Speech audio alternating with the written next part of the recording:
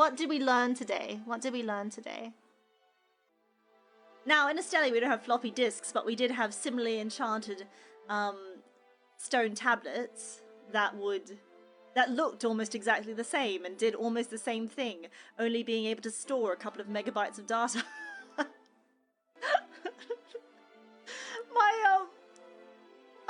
That just actually brought up a core memory.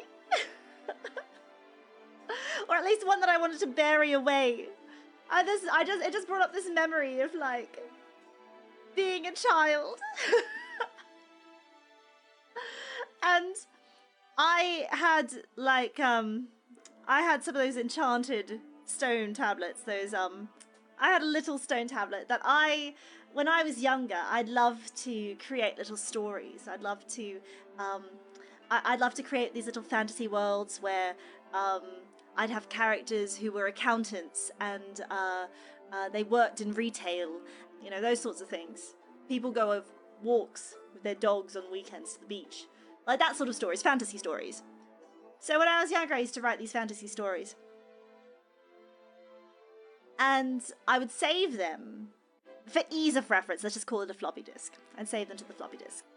And so I remember one day loading up my little story that I had written, and my story was different. It had been changed. My older brother had taken my flexible enchanted tablet. When I opened up the story, all of the character names had been replaced. It's no longer John Smith, it was Poo Poo Pee Pee. And he was no longer working with taxes.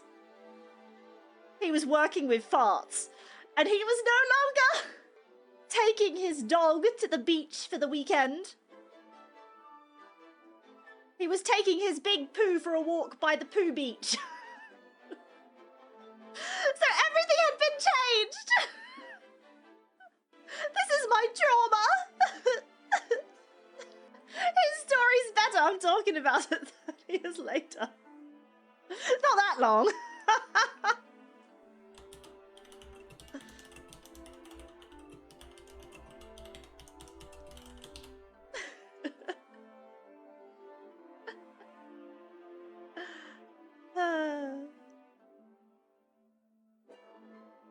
But yeah, so that's my trauma related, and they were phasing out by that time anyway, and I was just like, but I just loved.